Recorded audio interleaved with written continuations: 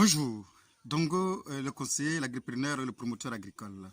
Alors, pour ceux qui viennent de découvrir cette chaîne, je pense qu'ici, nous parlons d'entrepreneuriat agricole. Ici, nous donnons toutes les techniques dont vous aurez besoin pour mener à bien vos différentes cultures maraîchères, cultures pérennes, cultures vivrières, tout ce que vous connaissez comme culture, l'élevage. Nous essayons de tout donner pour que vous puissiez très rapidement mener à bien vos différents projets agricoles. Aujourd'hui, comme d'habitude, nous allons aborder la culture de pommes de terre, une des cultures les plus rentables en Afrique, surtout en Afrique de l'Ouest. Nous allons essayer de vous donner toutes les techniques, de vous donner toutes les armes nécessaires pour que vous parveniez à mener à bien cette culture aussi rentable que pour toutes les autres cultures. Et c'est pourquoi nous allons aborder cette culture aujourd'hui.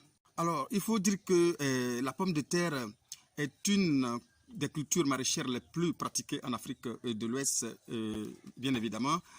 L'Afrique de l'Ouest produit plus de 150 000 tonnes de pommes de terre annuellement, départagées entre 5 grands pays producteurs de la pomme de terre en Afrique de l'Ouest ici, qui sont en première place déjà le Mali, qui tient près de 114 000 tonnes annuelles, suivi par par le Niger qui tient 18 000 tonnes annuelles, la Guinée qui vient par la suite avec 11 000 tonnes et le Sénégal 10 000 tonnes et le Burkina qui boucle avec 1 700 tonnes annuelles. Il faut dire que la production se fait en une seule campagne, en saison sèche, froide bien sûr, avec un cycle variant entre 70 à 120 jours selon la variété choisie.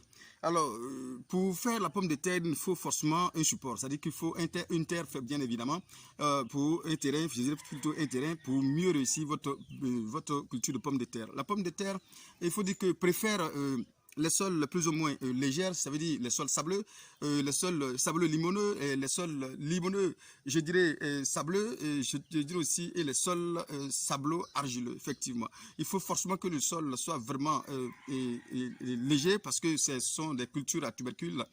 Donc d'où il faut vraiment que le sol soit vraiment léger pour que les tubercules puissent grossir et vraiment s'infiltrer, pénétrer dans le sol le plus facilement. Alors, il faut aussi un sol qui est vraiment riche en matière organique bien décomposée. Un sol très riche en matière organique bien décomposée, c'est un sol favorable pour la culture de pommes de terre et effectivement riche aussi en éléments nutritifs, en éléments minéraux et pour mieux effectivement alimenter cette culture-là. Alors, la préparation du sol se fait comme suit. Il faut d'abord nettoyer le sol, comme bien évidemment, il faut nettoyer le sol, effectivement. Il faut aussi labourer le sol. C'est très important de faire un labour profond et surtout, comme il le dit, c'est une culture à tubercules qui pénètre pour pouvoir grossir. Effectivement, il faut un sol effectivement bien labouré et confectionner des planches effectivement pour mieux quadriller, pour mieux organiser votre plantation. Il faut confectionner des planches ou bien des billons. Alors, pour ceux qui décident de confectionner des planches, les planches se font à 1 mètre de largeur et entre planches, il y a 60 cm. 1 mètre de largeur sur les planches, effectivement, et entre planches, il y a 60 cm d'espacement où vous pouvez faire des allers et retours pour le nettoyage et les différents entretiens de votre parcelle. Et pour les bions, c'est la même chose. Il faut laisser un espacement entre chaque bion de 60 cm d'espacement entre chaque bion, bien évidemment. Alors, pour celui qui veut maintenant positionner sa culture sur les planches ou bien sur les lignes, il faut savoir que sur les lignes, bien évidemment, il faut laisser 30 cm entre pieds, c'est-à-dire qu'entre chaque pied, il y a 30 cm d'espacement entre chaque pied. Alors, tout comme toutes les cultures, bien évidemment, pour mieux réussir une culture, pour que la culture puisse être vraiment parfaitement bien, pour donner un bon rendement, il faut effectivement que ce sol-là soit un sol bien fertile, bien amendé, un sol qui regorge de tous les éléments nécessaires pour la culture. Et c'est pourquoi, pour la culture de la pomme de terre, il nous faut de la fumure de fond. La fumure de fond qu'on va prendre environ entre 15 et 20 kg de matière organique bien décomposée par 10 mètres carrés. Chaque 10 mètres carrés, il faut déposer entre 15 kg à 20 kg de matière organique bien décomposée pour vraiment favoriser la fertilité de ce sol-là. Mais il faut ajouter aussi, si possible, 250 grammes, effectivement, 250 grammes de NPK 10 et de NPK 15-15-15 pour vraiment donner les éléments nécessaires à la plante de mieux, pour mieux se développer et surtout donner les meilleurs rendements possibles.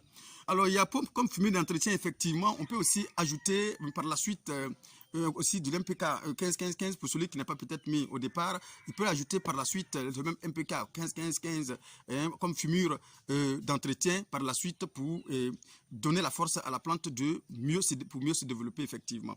Alors, il y a une phase qui est aussi très importante qu'il ne faut pas aussi oublier pour mieux réussir votre culture de pommes de terre, c'est la phase de pré-germination. La phase de pré-germination consiste bien effectivement à pré-germer d'ailleurs votre sémence, c'est-à-dire que votre tubercule, avant de l'intégrer ou bien de l'incorporer dans le sol, avant de l'infiltrer dans le sol. Il faut d'abord que vous puissiez avoir les gerbes qui sortent ou bien les bourgeons qui sont en train de sortir avant de pouvoir les planter pour favoriser déjà le taux de germination, bien évidemment, et pour limiter le maximum possible le travail de remplacement par la suite.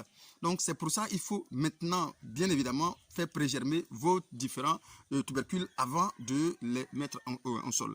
Maintenant, il y a plusieurs techniques pour les pré-germer. Il y a d'autres qui mettent ces plants-là, ces boutures, je dirais, ces tubercules-là, dans des caisses, bien évidemment.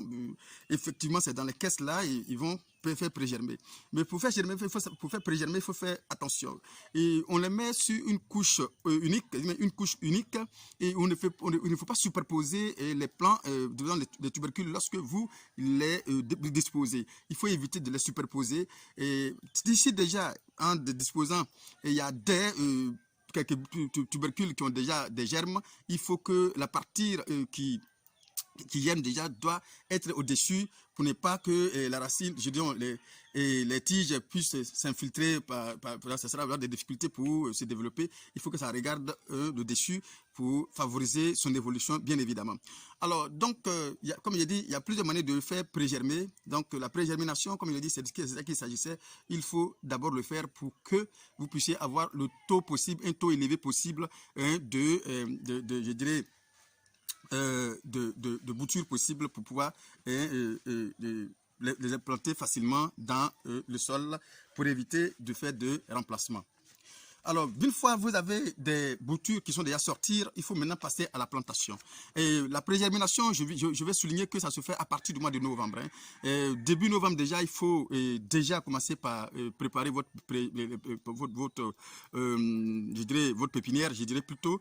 Et donc, à partir de novembre, il faut le faire pour être prêt pour planter à partir de mi-novembre ou fin novembre.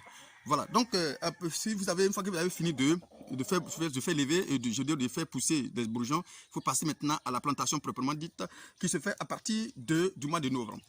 Donc avant la plantation, il faut d'abord pré-irriguer à la veille de la plantation, il faut d'abord pré-irriguer le sol pour faciliter les travaux à venir et surtout pour permettre pour favoriser une bonne levée. Alors, il y a des plants il y a des tubercules qui sortent un peu, il y a des bourgeons qui sortent un peu partout sur les tubercules.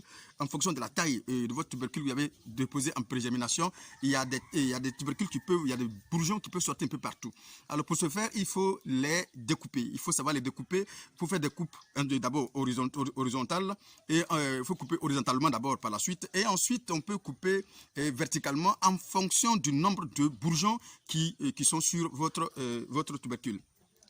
Alors, à chaque coupe, il faut veiller à ce que la plante, disons, je dirais, le couteau soit d'abord tranchant et surtout le couteau soit désinfecté. Il faut le désinfecter dans une solution de l'eau de javel et c'est dans cette solution de l'eau de javel, il faut incorporer le couteau pour éviter d'infecter déjà les plants avant de les déposer en terre. Attention, une fois que il y a encore une chose que vous pouvez faire effectivement. Les parties coupées, vous pouvez déjà les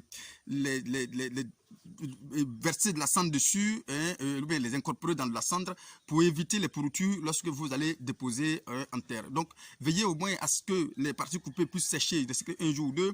Il faut laisser le vent passer dessus pour laisser sécher légèrement. Après avoir fini de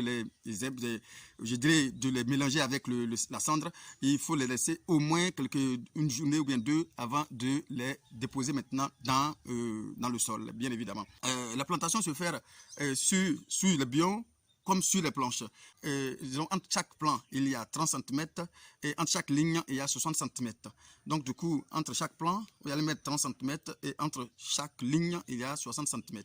Voilà, donc, du coup, c'est ce qu'il faut respecter tout simplement pour mieux favoriser je dirais plutôt, l'évolution, le développement et la productivité de votre culture. Donc, on peut aussi planter, je dirais, à une profondeur entre 5, d'autres même partent à partir de 3, 4, 5 et jusqu'à 7 cm de profondeur. Et tout simplement, voici comment il faut planter tout simplement votre culture pour mieux favoriser la germination, pour mieux favoriser le développement de votre culture. Il y a aussi des besoins en eau. Il faut savoir que une fois que vous plantez votre culture, il y a toujours des besoins en eau qu'il faut respecter. La plante a besoin de l'eau pour mieux se développer, effectivement. Et la fréquence d'irrigation aussi, quand il s'agit d'un système d'irrigation qui est mis en place, la fréquence d'irrigation se tourne autour de 2 fois par semaine. Et vraiment une irrigation bien contrôlée, c'est très important de contrôler votre irrigation. Parce que si vous faites de l'aspersion, c'est très important de bien contrôler l'irrigation parce que vous savez, c'est une culture maraîchère et les maladies les plus fréquentes au niveau de la culture de la pomme de terre, c'est le mildiou. Le mildiou est très fréquent au niveau de la pomme de terre. Il y a aussi les pourritures qui peuvent arriver. Il y a beaucoup de maladies que peut-être on va faire une autre vidéo pour vous les citer pour mieux vous permettre d'organiser, de mieux réussir votre culture. Voilà, donc il faut faire deux irrigations, dans la semaine. Et c'est très important, de mi-novembre jusqu'à mars, il faut toujours faire les 2 irrigation chaque semaine, qui est très important. Il y a aussi l'entretien et le traitement phytosanitaire de la parcelle qu'il faut respecter aussi également. Alors, il faut d'abord, pour l'entretien, il faut faire 2 sarclages minimum. Il faut faire 2 sarclages nécessaires. Vraiment, il faut les faire au cours des premiers mois de la plantation ou de la mise en place de votre culture. Il faut faire ces 2 sarclages pour laisser la plante vraiment se développer convenablement et tranquillement. Et aussi, il faut faire un premier butage. Un premier butage, quand les tiges vont atteindre une certaine hauteur, environ 20 à 25 cm, il faut faire d'abord un butage. Et ensuite, le deuxième butage va intervenir après 10 jours après le premier butage qu'il faut effectuer. Les butages ont leur importance, effectivement, qu'il faut effectuer. Et ça nous permet d'avoir plus de pommes, plus de tubercules. Et c'est très important de faire ces butages-là. Voilà, donc du coup, il y a aussi des ravageurs et des maladies qui peuvent intervenir, comme je l'ai dit tout à l'heure. Mais les maladies qu'on peut connaître, il y a le mildiou qui est toujours fréquent dans la culture. Il y a aussi les araignées aussi et les nématodes aussi qui peuvent atteindre votre culture. Voilà, je veux dire, si vous voulez faire une vidéo spécialement pour la pomme de terre, les maladies, comment les éviter et tout. Voilà. Maintenant, il y a un traitement, il y a un traitement. Aujourd'hui, on parle de la culture biologique, mais il y a au moins les cultures pour pouvoir atténuer un peu vraiment leur action, l'action de ces parasites-là sur nos sols. Il y a quand même des produits biologiques. Il y a le Nîmes qui est là, qu'on peut prendre, et aussi l'ail aussi, effectivement, qu'on peut utiliser pour pouvoir diminuer, tant soit peu, l'action de ces insectes-là sur la culture, bien évidemment. Voilà, donc il faut aussi faire de la rotation, il faut nettoyer régulièrement, effectivement, c'est un moyen aussi de lutter contre les parasites. Il faut nettoyer régulièrement votre plantation, ne laissez pas les herbes rivaliser, ne laissez pas les herbes hautes, effectivement, dans la plantation, pour ne pas que ces herbes-là puissent infecter carrément votre culture tranquillement. Il faut les éviter, il faut carrément dégager ces cultures-là, ces herbes-là dans votre plantation. Il y a aussi, bien évidemment, une rotation de culture qu'on peut effectuer. La rotation de culture nous permet de jouer un peu avec les parasites qui s'alimentent de la pomme de terre. Effectivement, quand vous déposez une culture, il faut faire démarrer la culture ailleurs et puis mettre une autre culture et ainsi de suite. Du coup, ça va vous permettre effectivement de jouer avec ces parasites qui ravagent parfois nos différentes cultures. Voilà, voici un peu, il y a aussi effectivement, il y a les acaricides aussi qui sont là, même si aujourd'hui on a des difficultés pour avoir les fongifuges efficaces pour les cultures, mais je pense qu'il y a des acaricides. Chez nous ici en Côte d'Ivoire, les acaricides qu'on peut vous citer, se trouve à Calivoire, je pense que c'est le calicuvre qui est vraiment efficace. Mais bon, il y a le Banco Plus aussi qui peut intervenir, bien évidemment. Et bon, parfois on peut utiliser le psycho et voilà, tous ces produits-là, moi je préfère le conseiller Calivoire parce que c'est la seule maison sérieuse sérieuses en Côte d'Ivoire ici, où on peut avoir des choses sérieuses vraiment, parce que les autres cultures, les autres magasins, le plus souvent, ils nous font vraiment des salles, vraiment ils jouent avec nous, avec une petite matière active, ils prétendent vendre ça à moins de prix, pourtant c'est pas la matière active nécessaire qui est dans la solution, et ce qui fait que le planteur perd beaucoup en termes d'argent. C'est très important de souligner cela. Et il faut savoir que les différentes récoltes vont intervenir à partir du mois de février.